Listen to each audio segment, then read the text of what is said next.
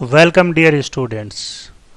आज के इस ई लेक्चर में हम यूनिट फर्स्ट एंडोक्रिनोलॉजी की शेष जो प्रॉब्लम्स और उनके सॉल्यूशंस हैं उन पे बात करेंगे। इस वीडियो से पहले आपको दो वीडियो एंडोक्रिनोलॉजी के ऊपर और उसके अंदर जो है वो 7 टॉपिक हम कवर कर चुके हैं, जिसमें पहला टॉपिक आपका ग्लैंड्स था, दूसरा जो है वो एक्शन ऑफ सिक्रेशन और तीसरा उसके अंदर मेजर एंड माइनर प्रकार की एंडोक्राइन ग्लैंड्स थी। इसी प्रकार से दूसरे वीडियो के अंदर आपने जो मेजर प्रकार की एंडोक्राइन स्ट्रक्चर्स होती हैं, ग्लैंड्स होती हैं, like pituitary gland, thyroid gland, parathyroid gland और एडिनल प्रकार की ग्लैंड है, उसके ऊपर हम डिस्कस कर चुके हैं। और यूनिट फर्स्ट एंडोक्रिनोलॉजी के प्रॉब्लम्स एंड सॉल्यूशन पार्ट 3 के अंदर हम बेसिकली 4 प्रकार की जो स्ट्रक्चर्स हैं, जिसमें पीनियल प्रकार की ग्लैंड, थाइमस प्रकार की ग्लैंड और अंडाशय के जो एंडोक्राइन पार्ट है और वृषण के जो एंडोक्राइन पार्ट है उसके ऊपर हम चर्चा करेंगे। तो इन पे जो है वो कौन कौन से अच्छे प्रकार के क्वेश्चंस बनते हैं जो जनरल एग्जाम के अंदर पूछे जाते हैं, उस पे आज हम इस वीडियो के अंदर चर्चा करेंगे। तो चलिए, इसमें सबसे पहले हम देखते हैं कि हमारी बॉडी के अंदर पाए जाने वाली वेरियस प्रकार की जो एंडोक्रिन स्ट्रक्चर्स होती हैं वो कौन कौन सी होती हैं। तो ये एक जो एनिमेटेड प्रकार का डायग्राम है वो एंडोक्रिन प्रकार के स्ट्रक्चर्स को शो करता है। और आज हम पहले प्रकार की जो ग्लैंड है वो देखेंगे पीनियल प्रकार की ग्लैंड, अर्थात पीनियल प्रकार की जो ग्रंथि है उस पे कौन कौन से अच्छे प्रकार के क्वेश्चंस बनते हैं और उनके आंसर्स क्या क्या हैं। तो चलिए, पहला क्वेश्चन है, पीनियल ग्रंथि का स्राव खालिस्तान द्वारा नियंत्रण होता है या the secretion of pineal gland is controlled by. तो पीनियल ग्लैंड का जो सिक्रेशन है वो किसके द्वारा नियंत्रित होता है।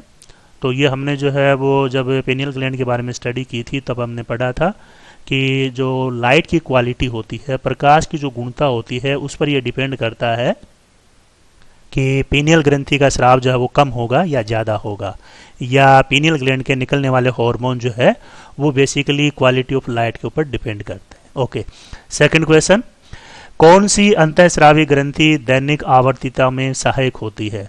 जो डेली प्रकार की रिदम होती है, जो सर्काडियन प्रकार की रिदम होती है, उसमें सहायक कौन सी ग्रंथि है, और which gland is helpful in circadian rhythm.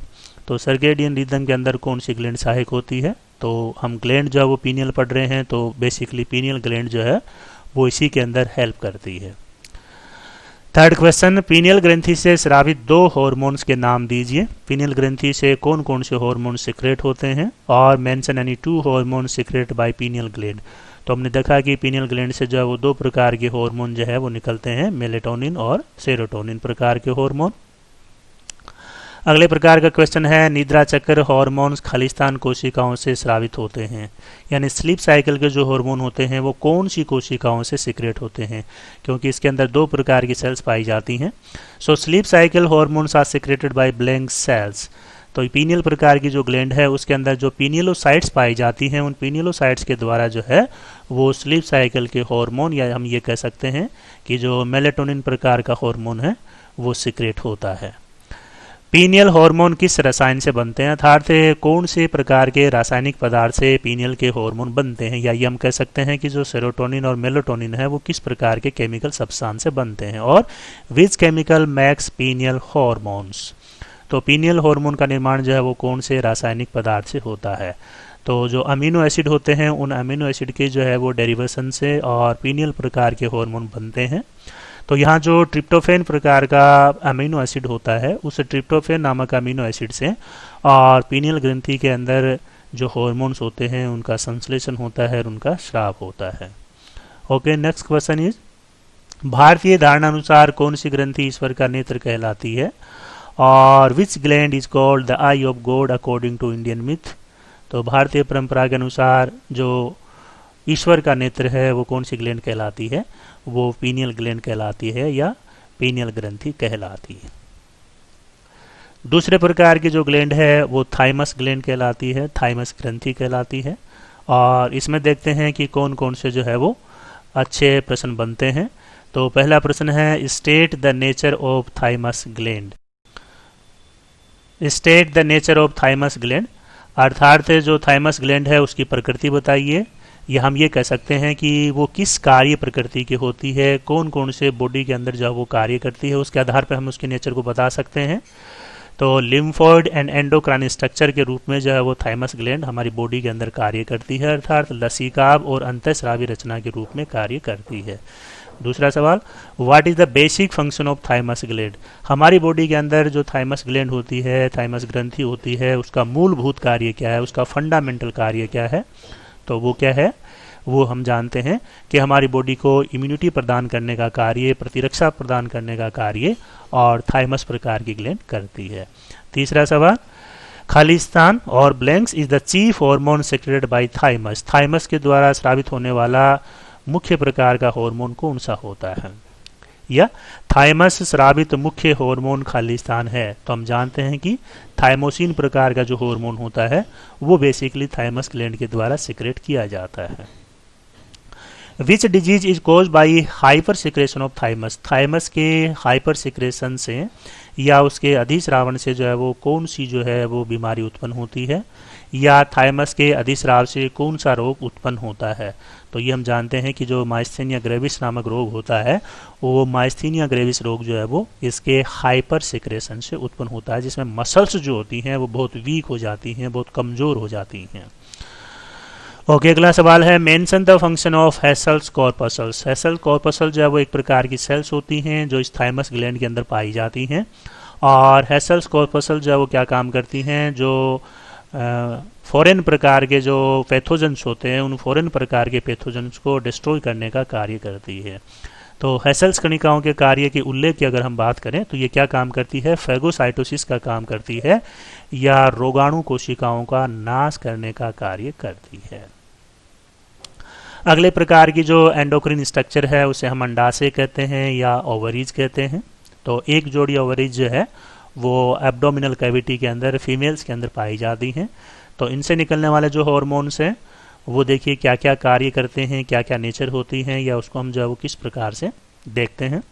पहला सवाल है, कौन सी कोशिकाओं से एस्ट्राडायल हार्मोन स्रावित होता है, यानी जो ओवेरीज हैं उसमें जो कई प्रकार की सेल्स पाई जाती हैं उनमें से कौन सी ऐसी सेल्स होती हैं, कोशिकाएं होती हैं जिनसे एस्ट्राडायल प्रकार का हार्मोन सिक्रेट होता है, और विच सेल्स सिक्रेट एस्ट्राडायल हार्मोन। तो एस्ट्राडायल प्रकार का हार्मोन जब वो कौन सी सेल्स के द्वारा सिक्रेट किया जाता है, तो इसका जो सही आंसर है वो है जो अंडाशय पुट्टक कोशिकाएं होती हैं या जिनको हम ओवेरियन फॉलिकुलर सेल्स कहते हैं, उनके द्वारा एस्ट्राडायल प्रकार का हार्मोन निकलता है जो फीमेल्स के अंदर चीफ हार्मोन होता है। Okay, next question, progesterone hormone Khalistan द्वारा स्रावित होता है, और the progesterone hormone is secreted bye blanks. तो प्रोजेस्टेरोन प्रकार का हार्मोन जो है वो कौन सी सेल्स के द्वारा, कौन सी स्ट्रक्चर के द्वारा जब वो सिक्रेट किया जाता है, तो इसका जो सही आंसर है वो है कॉर्पस ल्यूटियम। और कॉर्पस ल्यूटियम जो है वो ओवेरियन फॉलिकुलर प्रकार की जो सेल्स होती हैं उनसे ओवम के रिलीज होने के बाद में जो सेल्स बचती हैं उनका जो एग्रीगेशन होता है, उनका जो कंपोजिट ग्रुप होता है उसको हम कॉर्पस ल्यूटियम कहते हैं, और इस कॉर्पस ल्यूटियम के द्वारा जो प्रोजेस्टेरोन प्रकार का हार्मोन है वो सिक्रेट किया जाता है।